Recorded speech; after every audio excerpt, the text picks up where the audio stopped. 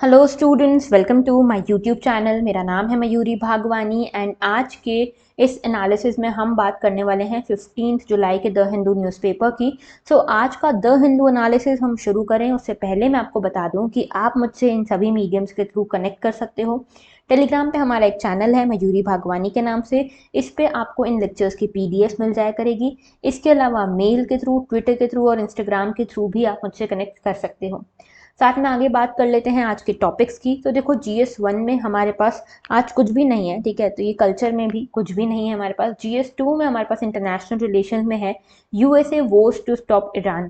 तो यूएसए और इजराइल साथ में आए हैं। क्यों साथ में आए हैं? ईरान को रोकने के लिए, ईरान के न्यूक्लियर प्रोग्राम को रोकने के लिए।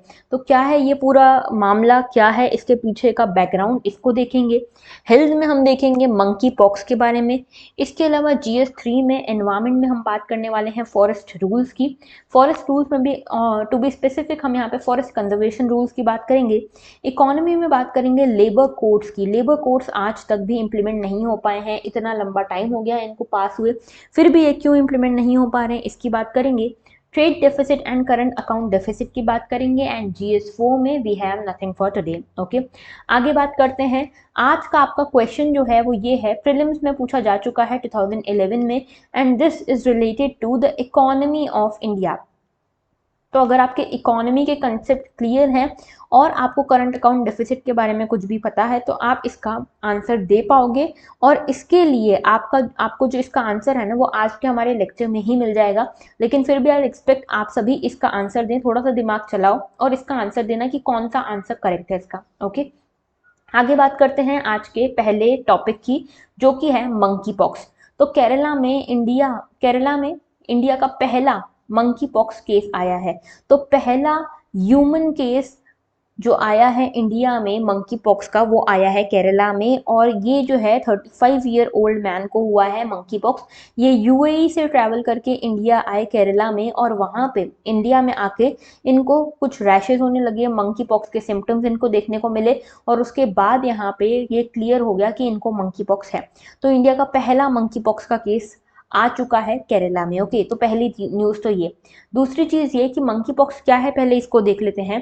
तो देखो, इस तरह के जो ब्लिस्टर्स हो जाते हैं पूरी बॉडी पे, रैशेस हो जाते हैं, फीवर हो जाता है, ठीक है। तो ये जो है लिम्फेटिक नोड्यूल्स जो होती हैं, ठीक है, लिम्फेटिक नोड्यूल्स यहाँ पे स्वेल हो जाती हैं, लिम्फेटिक नोड्यूल्स में स्वेलिंग आ जाती है। This symptom is known to be monkey pox. जैसे आपने बचपन में देखा होगा चिकन पॉक्स हुआ करता था पहले, अब जो है वो मंकी पॉक्स होता है। इस तरह के ब्लिस्टर्स आपको देखने को मिलेंगे। ओके, आगे बात करते हैं। मंकी पॉक्स बेसिकली क्या है, देखो तो जूनोसिस है। जूनोसिस का एक एग्जांपल है, यानी कि ये एक जूनोटिक डिसीज है। जूनोटिक डिसीज होने का मतलब ये है कि ये एनिमल्स से ह्यूमन को होता है, ठीक है। तो एनिमल टू ह्यूमन ट्रांसमिशन होता है इसमें, इसीलिए इसको जूनोटिक डिसीज कहा जा रहा है। और ये होता है, इसका कॉज जो है that is monkey pox virus. Okay, monkey pox virus के कारण ये इन्फेक्शन होता है। और ये माना जा रहा है कि इसको सबसे पहले डिटेक्ट किया गया था under squirrels, Gambian pouch rats and dormice and some species of monkeys. तो कुछ एनिमल्स में इसको सबसे पहले डिटेक्ट किया गया था, मंकीज में, स्क्विरल्स में, रैट्स में, इन सब में सबसे पहले डिटेक्ट हुआ था। अब देखो, नेचुरल रिजर्वायर तो हमें नहीं पता है कि मंकी पॉक्स जो वायरस है इसका नेचुरल रिजर्वायर कौन है। लेकिन ये माना जा रहा है कि ट्रांसमिशन और इन्फेक्शन सबसे ज़्यादा हो रहा है because of the African rodents and monkeys. तो अफ्रीका में पाए जाने वाले रोडेंट्स और मंकीज के कारण सबसे ज़्यादा ट्रांसमिशन हो रहा है। लेकिन जो नेचुरल रिजर्वायर है वो कौन है ये पता नहीं चल रहा है। अकरेंस सबसे ज़्यादा इसकी कहाँ पे मानी जा रही है? अकरेंस मानी जा रही है रेन फॉरेस्ट में, ट्रॉपिकल रेन फॉरेस्ट में। ओके, ट्रॉपिकल रेन फॉरेस्ट में इसकी सबसे ज़्यादा अकरेंस आपको देखने को मिलेगी, ठीक है। इसमें WHO ने 2 रीजन्स के नाम सबसे ज़्यादा बताए हैं। एक तो है वेस्टर्न अफ्रीका, ठीक है, वेस्ट अफ्रीका, और दूसरा है कॉन्गो बेसिन, ठीक है। Congo basin, Congo river basin है एक, ठीक है, जहाँ पे DR कॉन्गो, इस तरह की कुछ कंट्रीज आती हैं अफ्रीका में। तो ये मेन बेसिन है। इसके अलावा आज की डेट में आप देखोगे कि कहाँ सबसे ज़्यादा इन्फेक्शन हो रहा है, तो इसका इन्फेक्शन यूरोप और अमेरिकाज में आपको देखने को मिलेगा। तो देखो यहाँ पे ओरिजिन कहाँ से हुआ, रेन फॉरेस्ट से, ट्रॉपिकल रेन फॉरेस्ट से। लेकिन इसका ट्रांसमिशन आज की डेट में सबसे ज़्यादा यूरोप और अमेरिकाज में देखा जा रहा है। ओके, ट्रांसमिशन कैसे होता है? तो देखो, ट्रांसमिशन जो है वो बॉडी फ्लूइड्स के थ्रू, स्किन के थ्रू, इंटरनल म्यूकोसल सर्फेसिस के थ्रू, ओके, माउथ और थ्रोट रेस्पिरेटरी ड्रॉपलेट्स और कंटैमिनेटेड ऑब्जेक्ट्स। तो अगर किसी ह्यूमन के कॉन्टैक्ट में आते हो या फिर किसी एनिमल के कॉन्टैक्ट में आप आते हो जो कि ऑलरेडी यहाँ पे मंकी पॉक्स से ग्रसित है, मंकी पॉक्स से अफेक्टेड है, तो इन दोनों के यहाँ पे टच में आके, कांटेक्ट में आके भी आपको ये मंकी पॉक्स हो सकता है। ओके, तो बॉडीली फ्लूइड से हो सकता है, माउथ या थ्रोट के यहाँ पे ड्रॉपलेट से हो सकता है, रेस्पिरेटरी ड्रॉपलेट से हो सकता है, कंटैमिनेटेड ऑब्जेक्ट से हो सकता है। तो सबसे बढ़िया तरीका मंकी पॉक्स से दूर रहने का है कि आप उन लोगों से दूर रहिए जिनमें इस तरह के सिम्टम्स हैं, और जो एनिमल्स, सिक एनिमल्स हैं, उनसे भी आपको दूर रहना है। ओके, आगे बात करते हैं। तो देखो, सबसे पहला जो केस था मंकी पॉक्स का आया 1958 में, लेकिन ये जो था ये एनिमल केस था। ठीक है, एनिमल को हुआ था मंकी पॉक्स। जो पहला ह्यूमन केस आया था वो 1970s में आया था। ठीक है, 1970s में in democratic Republic of Congo, तो डीआर कॉन्गो में सबसे पहला केस आया था ह्यूमन रिलेटेड मंकी पॉक्स का। ओके, अच्छा, आगे इसकी बात करते हैं। तो मंकी पॉक्स जो है, इसमें क्या क्या सिम्टम्स आपको देखने को मिलते हैं? तो fever, rashes, swollen lymph nodes आपको देखने को मिलते हैं। इसका इंक्यूबेशन पीरियड क्या होता है, यानी कि आप डिटेक्ट कितने दिन में कर पाते हो कि आपको मंकी पॉक्स हुआ है? तो जो इन्फेक्शन होने से लेके सिम्टम्स आने तक का जो टाइम होता है उसको इंक्यूबेशन पीरियड बोलते हैं, और लगभग 7 से 14 दिनों में, 7 to 14 डेज में आपको इसके सिम्टम्स दिखने लगते हैं। कभी कभी 5 to 21 डेज में भी दिख सकते हैं। ओके, फेटेलिटी रेट यानी कि डेथ रेट कितना है इसमें? तो देखो, लगभग हर 10th पर्सन जो मंकी पॉक्स से इल है उसकी डेथ हो सकती है। ठीक है, और सबसे ज्यादा जो डेथ्स देखी गई हैं अभी तक, वो देखी गई हैं यंगर एज में। ओके, ट्रीटमेंट की बात करें तो कोई एक पर्टिकुलर सेफ ट्रीटमेंट या प्रूवन ट्रीटमेंट नहीं है मंकी पॉक्स का, लेकिन WHO रिकमेंड करता है कि जो भी ट्रीटमेंट हो सकता है वो सपोर्टिव ट्रीटमेंट हो सकता है, यानी कि सिम्टम्स को क्योर करने वाला यहाँ पे सपोर्टिव ट्रीटमेंट हो सकता है। इसके अलावा वैक्सीन जो है, स्मॉल पॉक्स के टाइम पे जो वैक्सीन काम आती थी वो काम अब यहाँ पे आ सकती हैं। तो वैक्सीन या इम्यून ग्लोबिन, ये जो है ये वैक्सीन हुआ करती थी, या वैक्सीन बोल सकते हो आप, स्मॉल पॉक्स की वैक्सीन हुआ करती थी। ये कहा जा रहा है कि मंकी पॉक्स में भी ये काम आएगी। ओके, तो इसके बारे में हमने जान लिया मंकी पॉक्स होता क्या है। अब एक और न्यूज इसी से रिलेटेड है कि यहाँ पे हेल्थ मिनिस्ट्री जो है, यूनियन हेल्थ मिनिस्ट्री, उन्होंने सभी स्टेट्स को बोला है कि आप 2 काम कीजिए। एक तो कोविड अभी पूरा गया नहीं है, कोविड के केसेस फिर से आने लगे हैं, तो कोविड की टेस्टिंग फिर से शुरू कर दो।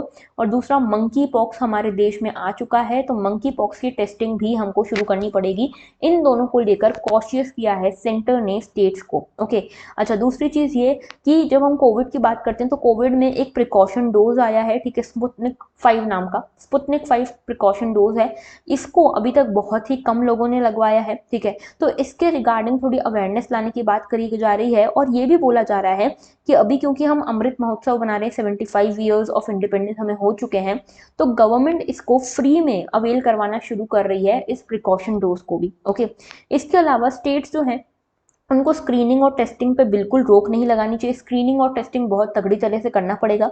इसके अलावा मंकी पॉक्स की बात करें तो WHO ये बोलती है, WHO ने ये बोला है कि अभी तक हमको लगभग 3,500 से लेबोरेटरी कंफर्म्ड केसेस हमको मिल चुके हैं मंकी पॉक्स के, और लगभग 50 कंट्रीज में ये जो मंकी पॉक्स है फैल चुका है। ठीक है, इसमें मेजोरिटी जो है यूरोप और अमेरिकाज में है, सबसे ज़्यादा यूरोपियन रीजन जो है अफेक्टेड है। ओके, इसके अलावा कंटिन्यूस एक्सपांशन होता जा रहा है मंकी पॉक्स का, और इसमें जो है इसके लिए हमको प्राइवेट वैक्सीनेशन की चीज़ें लानी पड़ेगी, हमको सेंटर को और स्टेट को अभी से इसकी तरफ ध्यान देना पड़ेगा। तो इसी के लिए कॉशन लाने की, कॉशन क्रिएट करने की कोशिश की गई है for monkey pox as well as for covid. Okay, आगे बात करते हैं the road to rolling out labour codes. तो देखो, ये जो न्यूज़ है this is about labour codes. Okay, तो लेबर कोड्स क्या है, सबसे पहले तो ये समझो, आज से कुछ टाइम पहले तक हमारे देश में कई सारे लॉज हुआ करते थे रिगार्डिंग लेबर्स। ठीक है, तो जो मजदूर वर्ग है, जो लेबर वर्ग है, लेबर क्लास है, उनके लिए कई सारे लॉज हुआ करते थे, उनके प्रोटेक्शन के लिए, उनकी सिक्योरिटी के लिए। ठीक है, तो ये लॉ सेंटर भी लाता था और स्टेट भी लाता था। तो ऐसे कई सारे लॉज को खत्म करके 4 कोड बिल्स लाई गई, 4 कोड लॉज लाए गए, और ये 4 कोड लॉज जो थे ये लेबर कोड्स कहे जाने लगे। ठीक है, तो इनकी पहले बात कर लेते हैं कि ये क्या है। तो देखो, यहाँ पे हमारे देश में बहुत सारे लेबर लॉज थे, जैसे फैक्ट्री एक्ट था, कॉन्ट्रैक्ट लेबर एक्ट था, shops and commercial establishment act था। इन सभी को एक लेबर कोड में ले आए कंडीशन ऑफ वर्क को लेकर। ठीक है, उसके बाद minimum wages act, payment of wages act, इसको वेजेस के लिए एक अलग कोड बना दिया गया, सोशल सिक्योरिटी के लिए अलग कोड बना दिया गया। इन सभी जो लॉज हैं उनको कर्ब करके ख़त्म करके फिर एम्प्लॉयमेंट सिक्योरिटी और इंडस्ट्रियल रिलेशन को लेकर एक नया कोड लॉ बना दिया गया, ठीक है। तो ये सब जो चीज़ें हुई, बेसिकली ये कहा जा रहा है कि लेबर रिफॉर्म्स हुए, और लेबर रिफॉर्म्स के पीछे जो गवर्नमेंट है उनका कहना है कि हमने ये लेबर रिफॉर्म्स क्यों करे हैं, सो दैट मिनिमम वेजेस का एक यूनिवर्सल प्रोविजन बनाया जा सके कि पूरे देश में कम से कम इतने वेजेस सभी को मिलेंगे।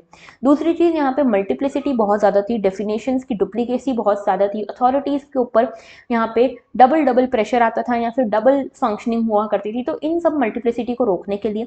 इसके अलावा पहले इंस्पेक्टर्स हुआ करते थे, ठीक है, इंस्पेक्टर्स रेगुलेट करने का काम करते थे या रिस्ट्रिक्ट करने का काम करते थे, अब यही फैसिलिटेटर बन जाएंगे और एम्प्लॉयज़ और वर्कर्स दोनों को गाइड करेंगे, एडवाइस करेंगे।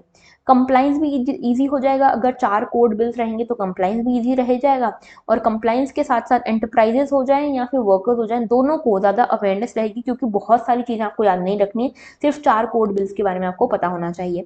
इसके साथ साथ यहाँ पे वेजेस का जो पेमेंट है वो टाइमली होने लगेगा, एम्प्लॉयज़ के फायदे के लिए गवर्नमेंट कहती है कि हम ये पूरा वेज बिल जो है या कोड्स जो हैं वो लेकर आए हैं, ओके। अब देखो यहाँ पे, ये तो हमने एक की बात करी कि जो वेजेस बिल है उसकी बात करी, कोड ऑफ वेजेस की बात करी। ऐसे बहुत सारे कोड्स आए हैं, जैसे देखो कौन कौन से हैं। एक तो कोड ऑन वेजेस है जिसकी हमने बात करी, फिर एक इंडस्ट्रियल रिलेशन कोड है, फिर एक है कोड ऑन सोशल सिक्योरिटी, फिर एक और है code on occupational safety health and working. ये 4 कोड्स लाए गए हैं और ये लोकसभा और राज्यसभा दोनों में पास हो चुके हैं 2020 में ही, लेकिन अभी तक ये इम्प्लीमेंट नहीं हो पाए हैं। क्यों इम्प्लीमेंट नहीं हो पाए हैं, तो इसके बारे में हम देखेंगे, ठीक है। इसमें देखो 2 चीज़ें हैं, एक तो अपोजिशन भी यहाँ पे अपोज कर रही है इन लेबर कोड्स का, और इसके साथ जो ट्रेड यूनियन है या जो वर्कर यूनियन है, लेबर यूनियन है, वो भी इसको अपोज कर रही हैं, ठीक है। तो कुल मिला के ये देखा जा रहा है कि जो 4 लेबर कोड्स हैं, एक तरह से देखा जाए तो ये ऐसा समझा जा रहा है कि ये इंक्लाइंड है टूवर्ड्स द एम्प्लॉयर्स की तरफ इंक्लाइंड है, ठीक है। जो काम देने वाले लोग हैं ना उनकी तरफ इंक्लाइंड है, इस तरह से इसको देखा जा रहा है। लेकिन एम्प्लॉयर्स भी इससे पूरी तरह खुश नहीं है, ठीक है, एम्प्लॉयर्स भी इसमें कुछ बदलाव चाहते हैं। एम्प्लॉयज जो हैं, लेबरर्स जो हैं, वो तो इसमें बदलाव पूरा पूरा ही चाहते हैं, क्योंकि उनके हिसाब से कुछ चीज़ें बिल्कुल ही गलत है, कुछ चीज़ें एम्प्लॉयमेंट सेक्टर में से जो उनका प्रॉफिट है, उनका जो सिक्योरिटी है, उसको पूरी तरह से खत्म कर देगा। तो यहाँ पे हर सेक्शन की अपनी अपनी यहाँ पे कंप्लेन है, ठीक है। गवर्नमेंट क्या कह रही है, गवर्नमेंट कह रही है कि इसमें डिले सिर्फ इसलिए हो रहा है क्योंकि स्टेट्स यहाँ पे प्रॉपरली लॉज नहीं बना पा रही, रूल्स नहीं बना पा रही। अब देखो यहाँ पे जो लेबर कोड्स है ये काफ़ी वाइडन्ड कोड लॉज हैं, ठीक है, और इसके ऊपर सेंटर ने एक वाइड तरह से एक फ्रेमवर्क दे दिया कि आपको ऐसे लॉज बनाने हैं। लेकिन लेबर जो है, लेबर वाला जो सब्जेक्ट है, ये कॉन्करेंट सब्जेक्ट लिस्ट में आता है, ठीक है। कॉन्करेंट लिस्ट जो है इसमें स्टेट्स और सेंटर दोनों इसके ऊपर लॉज बना सकते हैं। तो सेंटर ने तो अपना यहाँ पे लॉ बना दिया, कोड बना दिया, इसके अंदर ड्राफ्ट लॉज भी लेके आया सेंटर। वैसे ही स्टेट्स भी अपने ड्राफ्ट लॉज ला रहा है, लेकिन इसमें बहुत दिक्कत आ रही है, डिले हो रहा है, ये सेंटर का कहना है। तो सेंटर ये कह रहा है कि अभी तक 24 स्टेट्स हैं जो अपने ड्राफ्ट रूल्स दे चुके हैं, लेकिन बाकी सब ने नहीं दिए हैं अभी तक, तो इसीलिए इम्प्लीमेंटेशन नहीं हो पा रहा। और सेंटर ने ये कहा है कि हम चाहते हैं कि चारों के चारों कोड्स जो हैं ये एक साथ हम इम्प्लीमेंट करें बाय 2022, ठीक है, जुलाई 2022 तक था, लेकिन अभी तक हो नहीं पाया है। अब प्रोसेस क्या है, तो देखो स्टेट्स ने अपने अपने जो लॉज हैं, रूल्स हैं, वो पब्लिश कर दिए हैं, सेंटर ने भी अपने अपने रूल्स पब्लिश किए हैं, लेकिन ट्रेड यूनियन कह रही है कि जो ये आप एक एक करके थोड़ा थोड़ा टुकड़ों में ये जो अपने ड्राफ्ट रूल्स लेकर आ रहे हो, ये बिल्कुल गलत तरीका है। यहाँ तो लाओ तो पूरी तरह से लाओ, तो हम इसके ऊपर सीधा डिस्कशन करें और यहाँ पे फाइनलाइज करें। आप क्या कर रहे हो, थोड़े से लॉज लाते हो, थोड़े से 2-4 गाइडलाइंस लाते हो, फिर भूल जाते हो, फिर 2-4 गाइडलाइंस लाते हो, तो आपको लाना है तो आप साथ में लाओ, ठीक है। अब ये जो 4 कोड्स हैं, 4 लेबर कोड्स हैं, इन्होंने 29 सेंट्रल लॉज को रिप्लेस किया है, 100 से ज़्यादा स्टेट लॉज को रिप्लेस किया है। तो कंप्लेन ये मिल रही है कि ये जो अपोजिशन कह रहा है कि जो चारों कोड्स बनाए गए हैं ये बहुत पुअरली ड्राफ्टेड हैं, प्रॉपरली इसमें कोई प्रोविजन लिखा नहीं हुआ है, और इसका इम्प्लीमेंटेशन भी ज़बरदस्ती हुआ था। 2 दिनों में 3 कोड्स को यहाँ पे फाइनलाइज कर दिया गया था बिना स्टेक होल्डर्स से कंसल्ट किए हुए, ये कहना है अपोजिशन का। तो सेंटर ये कह रहा है कि देखो हमारा तो यहाँ पे एम ये है कि 2022 तक हमको इसको इम्प्लीमेंट करना है। इसके लिए यहाँ पे कमेटी भी बनी थी वेजेस को लेकर, ठीक है, मिनिमम वेजेस को लेकर, जिसका नाम है SP मुखर्जी कमेटी, ठीक है, SP मुखर्जी कमेटी, याद रखना है आपको। SP मुखर्जी कमेटी बनी थी फॉर द मिनिमम वेजेस, कि कितने मिनिमम वेजेस हों। अब यहाँ पे जो एम्प्लॉय स्टेट इंश्योरेंस कॉर्पोरेशन है, उनका ये कहना है कि जब तक हमारे सामने सीधे सीधे तरीके से ये नहीं आता कि मिनिमम वेजेस कितने रखने हैं, तब तक हम इसको कैसे, इन चारों कोड्स को कैसे इंप्लीमेंट करेंगे। वैसे ही सोशल सिक्योरिटी की भी बात हो रही है, तो सोशल सिक्योरिटी में भी ये देखा जा रहा है कि यहाँ पे कुछ स्टेप्स ऐसे लिए गए हैं जो कि जो ट्रेड यूनियन है उनको अपने फेवर में नहीं लगते। तो मेन कंसर्न हैं क्या, देखो, तो सेंट्रल ट्रेड यूनियन हो जाए या अपोजिशन हो जाए या फिर कुछ जैसे भारतीय मजदूर संघ है, इस तरह के कई सारे संघ या कई सारे यूनियन हैं, उनका कहना है कि अलग अलग कोड्स को लेकर अलग अलग उन्होंने यहाँ पे आपत्ति या कंप्लेन जताई है। जैसे कि इंडस्ट्रियल रिलेशन कोड जो है, इससे उनको तकलीफ है। इनका कहना यह है कि ये जो पूरी कोड्स आए हैं, इससे होगा क्या कि जो लार्ज सेक्शन है वर्कफोर्स का, वो यहाँ पे लेबर लॉज के दायरे से बाहर निकल जाएगा। आपने थ्रेशोल्ड इतना ऊपर रख लिया है कि लेबर लॉज के दायरे से बाहर निकल जाएगा। एम्प्लॉयर्स प्रॉपरली एक्सप्लॉइट कर पाएंगे यहाँ पे एम्प्लॉयज को, लेबरर्स को, और एम्प्लॉयमेंट जो है वो एक तरह से तकलीफ में भी आ जाएगा, क्योंकि जब यहाँ पे सेफ्टी नहीं रहेगी, सिक्योरिटी नहीं रहेगी, तो फिर यहाँ पे कोई भी एम्प्लॉयमेंट लेना क्यों चाहेगा। तो चाहे फिर वो सेल्स का हो या प्रमोशन एम्प्लॉयज हो, वर्किंग जर्नलिस्ट हो, इन सभी के लिए अपने अपने स्पेसिफिक सेक्शंस के हिसाब से इन्होंने अपनी अपनी प्रॉब्लम्स बताई है, ठीक है। तो कोड्स का कहना ये है, जो जो यूनियन है उनका कहना ये है कि जो चारों कोड्स आप बोल रहे हो कि साथ में लाएंगे, आप ऐसा करो कि चारों कोड साथ में मत लाओ, जिन जिन बातों पे हम अग्री कर रहे हैं म्यूचुअली, उनको आप लेकर आओ, बाकी एक एक करके हम स्टेक होल्डर से कंसल्ट करने के बाद आप इसको फाइनलाइज कीजिएगा और उसके बाद इसको लेके रहिएगा। लेकिन सेंटर अड़ा हुआ है कि नहीं, हम तो यहाँ पे एक साथ ही लाएंगे। अब यहाँ पे देखो, एक यहाँ पे जो दिक्कत है वो एम्प्लॉयर्स को भी है। एम्प्लॉयर्स की बॉडी है सीआईआई या फिक्की। इन दोनों बॉडीज का कहना यह है कि आप एसपी मुखर्जी कमेटी के थ्रू मिनिमम वेजेस को बढ़ाने की बात करो। अगर आप मिनिमम वेजेस बढ़ाओगे तो हमारा बिल जो है वो बढ़ जाएगा, जो एम्प्लॉयर्स उनका बिल बढ़ जाएगा, उनको ज़्यादा पैसे देने पड़ेंगे, ज़्यादा सैलरी देनी पड़ेगी, इसके चक्कर में इनका प्रॉफिट कम हो जाएगा। अभी ऑलरेडी रिसेशन चल रहा है, तो अलग अलग सेक्शंस जो हैं उनकी अलग अलग प्रॉब्लम्स हैं। इन अलग अलग सेक्शंस की प्रॉब्लम्स के कारण ये लेबर कोड जो है ये अटके हुए हैं और अभी तक इतना इम्प्लीमेंटेशन में इतना डिले हो रहा है। ओके, तो ये थी पूरी बात। अब आगे बात करते हैं हम नेक्स्ट इशू की, जो कि है फॉरेस्ट कंजर्वेशन रूल्स के बारे में। तो फॉरेस्ट कंजर्वेशन रूल्स के बारे में देखो, डिबेट सिर्फ इतनी सी है कि यहाँ पे कुछ नए रूल्स आए हैं फॉरेस्ट कंजर्वेशन को लेकर, और इन फॉरेस्ट कंजर्वेशन रूल्स में जितने भी बीच बीच में अमेंडमेंट्स हुए हैं या फिर जो भी कोर्ट की रूलिंग्स आई हैं, उन सबको एक साथ कंसोलिडेट कर दिया गया है। यहाँ पे आगे बात करें उससे पहले दो लॉज के बारे में जानना जरूरी है आपके लिए। एक तो है फॉरेस्ट कंजर्वेशन एक्ट 1980 का। ये बेसिकली एम करता है कि किस तरह से फॉरेस्ट को कंजर्व किया जाए, किस तरह से फॉरेस्ट के होने वाले डिफॉरेस्टेशन में, फॉरेस्ट में होने वाले डिफॉरेस्टेशन को रोका जाए। तो यहाँ पे फॉरेस्ट ऑफिसर्स और स्टाफ जो है वो इसको एडमिनिस्टर करते हैं, फॉरेस्ट कंजर्वेशन एक्ट को। इसमें क्या होता है कि मान लो किसी को, किसी अंबानी अडानी या किसी बड़े इंडस्ट्रियलिस्ट को यहाँ पे फॉरेस्ट को क्लियर करके वहाँ पे कोई इंडस्ट्री बनानी है, रोड बनाना है, हाईवे बनाना है, तो इस पूरे प्रोसीजर को कैसे किया जाएगा, किस तरह से यहाँ पे फॉरेस्ट का स्टेक इंश्योर किया जाएगा, किस तरह से फॉरेस्ट का कंजर्वेशन इंश्योर किया जाएगा, उस सब का प्रोसीजर इसमें है। तो यहाँ पे ये बोला जाता है कि सेंट्रल गवर्नमेंट से आपको पहले से परमिशन लेनी पड़ेगी अगर आपको फॉरेस्ट लैंड को यहाँ पे डाइवर्ट करना है for the non forest purpose, ठीक है। तो अगर मान लो अंबानी अडानी को कोई फॉरेस्ट क्लियर कराना है इंडस्ट्री सेटअप करने के लिए, तो उनको यहाँ पे सेंट्रल गवर्नमेंट से परमिशन लेनी पड़ेगी। सेंट्रल गवर्नमेंट परमिशन देती है एक एडवाइजरी कमेटी के रिकमेंडेशन पे, और ये एडवाइजरी कमेटी जो होती है ये फॉरेस्ट एडवाइजरी कमेटी होती है। ओके, ये जो एक्ट है ये 4 कैटेगरीज के फॉरेस्ट से डील करता है। एक तो होते हैं प्राइवेट फॉरेस्ट, फिर प्रोटेक्टेड, फिर रिजर्व और फिर विलेज फॉरेस्ट। तो ये चारों तरीके के फॉरेस्ट जो हैं उनसे डील करता है ये फॉरेस्ट कंजर्वेशन एक्ट, ठीक है। अब यहाँ पे बेसिकली देखो बात क्या हुई है, बात ये हुई है कि फॉरेस्ट कंजर्वेशन एक्ट में कुछ रूल्स ऐड किए गए हैं कि यहाँ पे किस तरह से आप इन इंडस्ट्रियलिस्ट को फॉरेस्ट डाइवर्ट करने दोगे, क्या प्रोसीजर क्या होगा। तो यहाँ पे फॉरेस्ट कंजर्वेशन एक्ट ये बोलता है कि अगर आपको किसी को भी यहाँ पे फॉरेस्ट लैंड देना है जो डाइवर्ट होगा, नॉन फॉरेस्ट पर्पज के लिए यूज होगा, उसके लिए यहाँ पे एक कमेटी बनाई गई है जिसका नाम है फॉरेस्ट एडवाइजरी कमेटी। ये एडवाइजरी कमेटी जो है ये देखती है कि जो यूजर होगा, जो इंडस्ट्रियलिस्ट आ रहा है यहाँ पे फॉरेस्ट लैंड को खत्म करने के लिए, डाइवर्ट करने के लिए, वो किस तरह से यहाँ पे बाकी सारी चीजें हैंडल करेगा, क्या वो मिनिमल इफेक्ट हो सकता है, किस तरह से उसका इफेक्ट मिनिमल किया जा सकता है, किस तरह से डैमेज मिनिमल किया जा सकता है, ये सब देखा जाता है।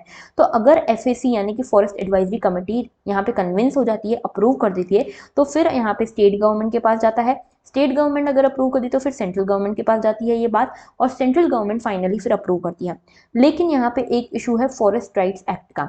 अब इस जो नए गाइडलाइंस आई हैं उनका कहना यह है कि हमने फॉरेस्ट राइट्स एक्ट को यहाँ पे लिया ही नहीं है अंडर कंसिडरेशन।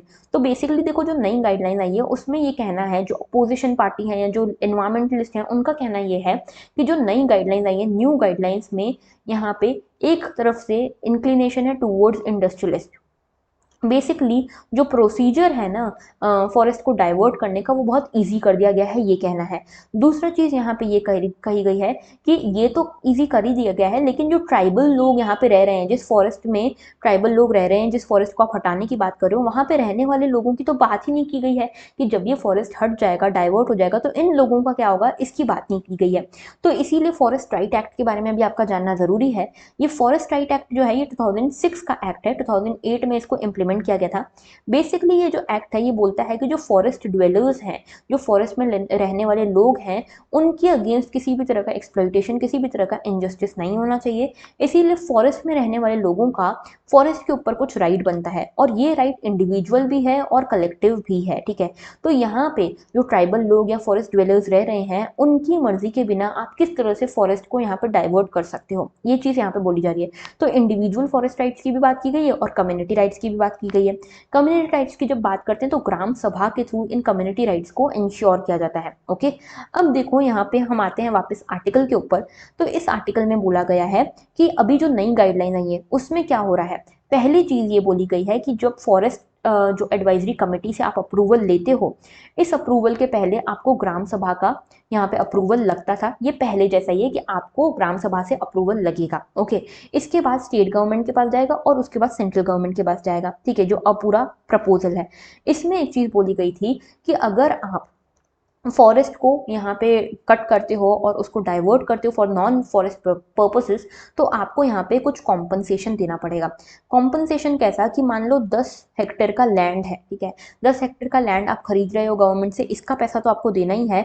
ये जो फॉरेस्ट आप डिस्ट्रॉय कर रहे हो 10 हेक्टेयर वाला, उसके लिए आपको 1 हेक्टेयर के हिसाब से 10 से 15 लाख रुपए भी देने पड़ेंगे। ये 10 से 15 लाख रुपए आप जो दोगे, ये कंपनसेटरी अफॉरेस्टेशन फंड में जाएंगे। दूसरी चीज ये कि आपको यहाँ पे एक ऐसा ही यहाँ पे पूरा का पूरा लैंड तैयार करना पड़ेगा 10 हेक्टेयर का, जिसमें फॉरेस्टेशन किया हो। ये भी आपके ऊपर हुआ करता था। अभी इसमें एक नया प्रोविजन ये ऐड किया गया है कि इस फॉरेस्टेशन को प्लांटेशन भी माना जा सकता है, यानी कि प्लांटेशन को भी फॉरेस्टेशन माना जा सकता है। आप यहाँ पे रबड़ उगा लीजिए, आप यहाँ पे फॉरेस्ट्री कर लीजिए, यहाँ पे एग्रीकल्चर के हिसाब से प्लांटेशन कर लीजिए, ये प्लांटेशन को आप फॉरेस्ट में कंसिडर करोगे, ये बोला है सेंटर ने। दूसरी चीज ये बोली कि ऐसा नहीं कि आपको, जैसे अडानी ने खरीदा ये लैंड, ठीक है, इसका पूरा फॉरेस्ट तबाह कर दिया, अब अडानी ऐसा नहीं कि दूसरे 10 हेक्टेयर लैंड पे जाएगा और एक एक चीज फॉरेस्ट उगाएगा। अडानी क्या कर सकता है कि कोई प्राइवेट कंपनी से इस फॉरेस्ट को खरीद सकता है। जैसे कि अब प्राइवेट कंपनीज क्या कर सकेंगी, अपने जो छोटी छोटी प्राइवेट कंपनीज हैं, मान लो उन्होंने 10 हेक्टेयर का लैंड ले लिया और इसके ऊपर फॉरेस्ट उगा दिया। अब जैसे मान लो अडानी जो है, अडानी जाता है गवर्नमेंट के पास और बोलता है कि मुझे यहाँ पे ये बड़ा फॉरेस्ट 10 हेक्टेयर का फॉरेस्ट आपका क्लियर करना है, तो गवर्नमेंट इसको बोलेगी ठीक है, आप इसके लिए कंपनसेशन दो और इसकी जगह आपको दूसरा फॉरेस्ट भी उगाना पड़ेगा। तो अडानी यहाँ पे खुद से फॉरेस्ट उगाने जाए, उससे अच्छा क्या करेगा, अडानी इस प्राइवेट कंपनी को यहाँ पे जितने भी पैसे बनते हैं वो देगा और उसके बदले ये फॉरेस्ट खरीद लेगा और ये फॉरेस्ट दे देगा गवर्नमेंट को, ठीक है। तो इस तरह से यहाँ पे काम हो सकते हैं, यानी कि अब प्राइवेट जो कंपनीज हैं वो इस तरह से फॉरेस्टेशन करके इन कंपनीज, इन बड़ी इंडस्ट्रीज को बेच सकेगी जो भी यहाँ पे फॉरेस्ट डाइवर्ट करना चाहता है, ठीक है। इसके साथ यहाँ पे देखो एक चीज जो बार बार एनवायरमेंट मिनिस्ट्री बोल रही है वो ये कि गवर्नमेंट जो अभी जो हम यहाँ पे ट्राइबल्स हो गए या फिर जो ग्राम सभा हो गई, उनसे यहाँ पे प्रॉपरली परमिशन लेते हैं कि क्या हम इसको हटा दें, ये प्रोविजन हटा देना चाहिए। तो मिनिस्ट्री ऑफ ट्राइबल अफेयर्स ने इसके ऊपर मना किया है कि नहीं, आप ऐसा नहीं कर सकते। अब सबसे बड़ा कंसर्न जो है ना वो यही है कि ये सारे इश्यूज तो हैं, लेकिन साथ में ट्राइबल लोगों की कोई बात नहीं हो रही है, ठीक है। ये सब बात तो हो रही है कि फॉरेस्ट यहाँ से हट के यहाँ लग जाएगा, लेकिन जिस फॉरेस्ट को आप हटाओगे वहां पे रहने वाले लोगों का क्या, वहां पे फॉरेस्ट ड्वेलर्स जो हैं, ट्राइबल्स जो हैं, उनका क्या, उनके राइट्स की क्या बात होती है, ठीक है। तो फॉरेस्ट राइट्स एक्ट को यहाँ पे कंसिडर ही नहीं किया जा रहा। अब यहाँ पे देखो दूसरी चीज है कि गवर्नमेंट की पोजीशन क्या है। गवर्नमेंट बोल रही है कि फॉरेस्ट राइट एक्ट तो बिल्कुल अलग चीज है, इंडिपेंडेंट चीज है, आप कहाँ इसको फॉरेस्ट कंजर्वेशन में मिला रहे हो, ठीक है। तो बेसिकली गवर्नमेंट का कहना यह है कि स्टेट जो है वो किसी भी स्टेज पे जाके फॉरेस्ट राइट्स की बात कर सकता है, ट्राइबल्स की बात कर सकता है। सेंटर का बेसिकली कहना यह है कि हम हम जो लास्ट स्टेज होगी ना वहाँ पे ट्राइबल्स की बात करेंगे, पहले पूरा अप्रूवल हो जाने दो। तो इसको लेकर एनवायरमेंटलिस्ट और जो ट्राइबल यूनियन वाले लोग हैं, ट्राइबल जो एक्टिविस्ट हैं, उनका कहना है कि ये आप गलत कर रहे हो। एंड में आप कैसे ट्राइबल्स के बारे में सोच रहे हो? तब यहाँ पे गवर्नमेंट बोलती है कि फॉरेस्ट राइट एक्ट एकदम इंडिपेंडेंट एक्ट है और इसके बारे में एंड किसी भी स्टेज पे जाके सोचा जा सकता है, ठीक है। अब यहाँ पे आज की डेट में किस तरह से फॉरेस्ट कंजर्वेशन एक्ट इंप्लीमेंट हो रहा है, तो देखो यहाँ पे एक रिपोर्ट आई, उसके हिसाब से ये समझ में आता है कि अभी तक फॉरेस्ट जो एडवाइजरी कमेटी है वो जनरली इजीली अप्रूव कर देती है लैंड को डाइवर्ट करने के लिए, क्योंकि ये माना जाता है कि स्टेट्स ने अपने एंड पे ग्राम सभा से बात कर ही ली होगी अगर स्टेट गवर्नमेंट अप्रूव कर रही है तो, ठीक है। तो यहाँ पे देखो कैसे चलता है, पूरा स्टेट गवर्नमेंट पहले अप्रूव करेगी, स्टेट गवर्नमेंट कैसे अप्रूव करेगी, ग्राम सभा से परमिशन लेके अप्रूव करेगी, उसके बाद सेंटर के पास जाएगा, सेंटर इसको एफएससी के पास यानी कि फॉरेस्ट एडवाइजरी कमेटी के पास भेजेगी और फिर सेंट्रल गवर्नमेंट इसको अल्टीमेटली अप्रूव करेगी। अभी ये बोला जा रहा है कि लगभग 2019 में 240 प्रपोजल आए थे जिसमें से सिर्फ 7 रिजेक्ट किए गए, ठीक है। तो बहुत ज्यादा रिजेक्शन होता नहीं है। तो इसी पे एनवायरमेंटलिस्ट और जो ट्राइबल एक्टिविस्ट है उनका कहना है कि जब इतना ज़्यादा कोई यहाँ पे रिजेक्शन होता नहीं तो फिर इन लॉज को इतना लीनियंट बनाने की ज़रूरत है क्या, ठीक है। तो ये था पूरा हमारा एक्ट, हमारा पूरा आर्टिकल। आई होप आपको समझ में आया होगा। आगे बात कर लेते हैं fiscal deficit trend in CAD a concern. तो कुल मिला के हो क्या रहा है, जो करंट अकाउंट डेफिसिट है हमारा काफ़ी बढ़ रहा है, ठीक है। देख रहे हो आप यहाँ पे करंट अकाउंट डेफिसिट जो है इतना नेगेटिव में चल रहा है, ओके। ये स्टार्ट हुआ है 2022 से शुरू हुआ है और ये अभी तक कंटिन्यूस हो रहा है, ठीक है। डिक्लाइन होना चालू हो गया है।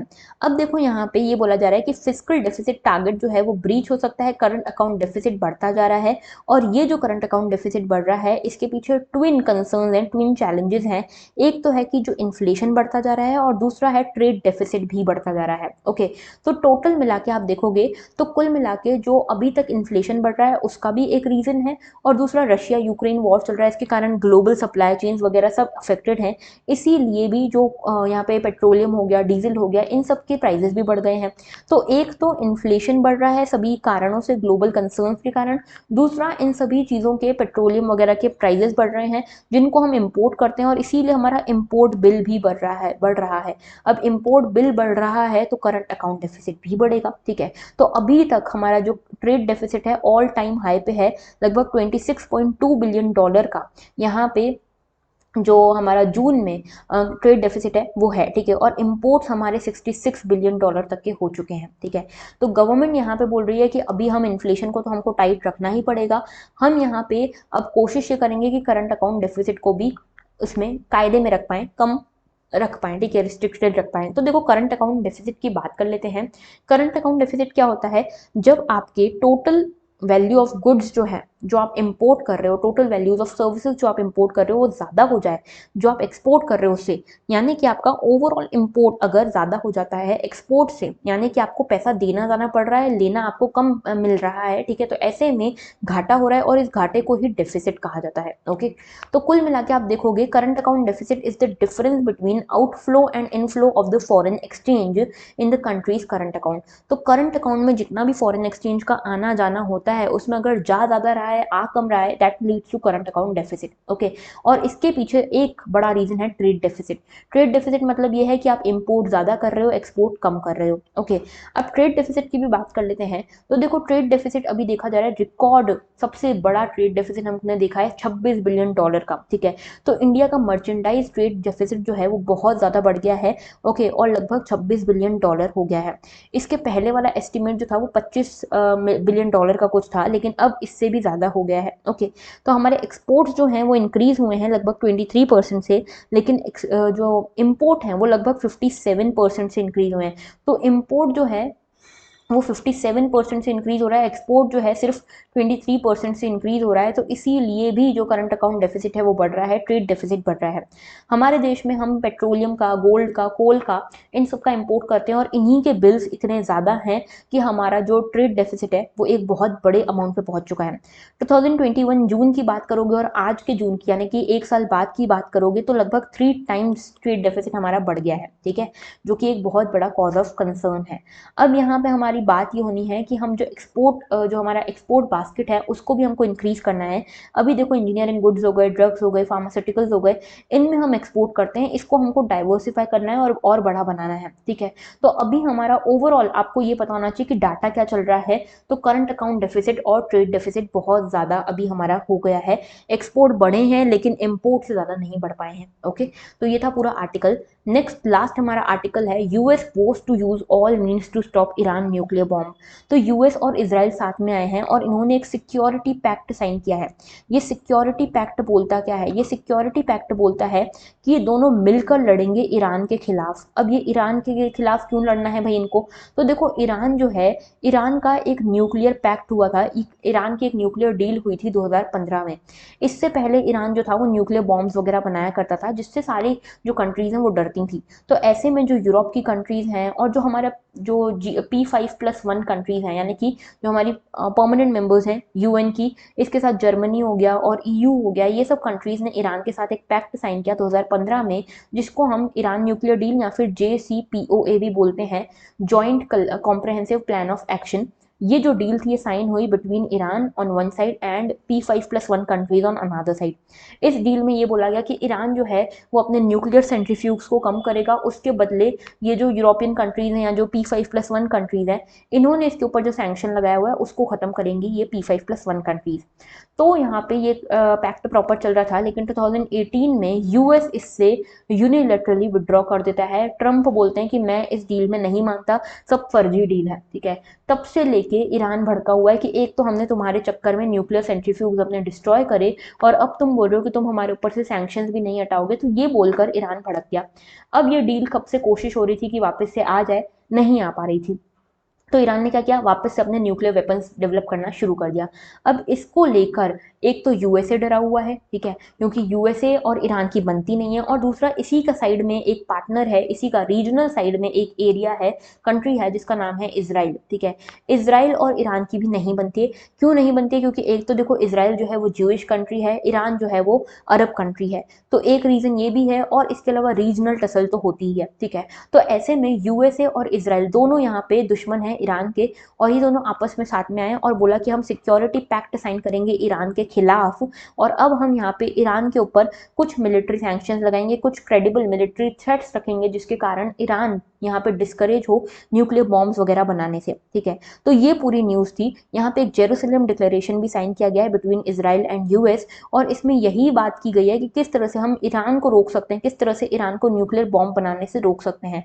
ऐसे में इजराइल का भी फायदा है अगर ईरान रुक जाता है, और यूएस का भी फायदा है। ओके, तो ये पूरी बात हुई। अब यहाँ पे एक चीज़ और बोली गई है कि डिप्लोमेसी से काम नहीं होगा, क्योंकि डिप्लोमेसी से ही ये डील वगैरह साइन हुई थी, डिप्लोमेसी से ही ये डील कैंसिल हुई थी। तो अब हमको एक क्रेडिबल मिलिट्री थ्रेट रखना पड़ेगा, ये कहना है यूएस का, ठीक है। और ये क्रेडिबल मिलिट्री थ्रेट के फॉर्म में ये सिक्योरिटी पैक्ट जेरूसलम डिक्लेरेशन आया है, ठीक है। तो ये पूरी बात है। इसमें ईरान ने भी रिएक्ट किया है कि ये बहुत गलत कर रहा है, कौन? यूएस और इसराइल। ओके, तो ये इतनी सी न्यूज़ थी, आपको पता होना चाहिए फॉर जस्ट जो इंटरनेशनल रिलेशन में क्या डेवलपमेंट हो रहे हैं उसके लिए। So that was all. आज के लेक्चर में इतना ही था। मैंने आपसे एक क्वेश्चन पूछा था लेक्चर की स्टार्टिंग में, आप उसका आंसर मुझे कमेंट सेक्शन में ज़रूर देना। अगर लेक्चर अच्छा लगा हो तो लाइक ज़रूर करना और शेयर ज़रूर करना, सब्सक्राइब भी ज़रूर करना। That was all. Thank you for watching and have a very good day.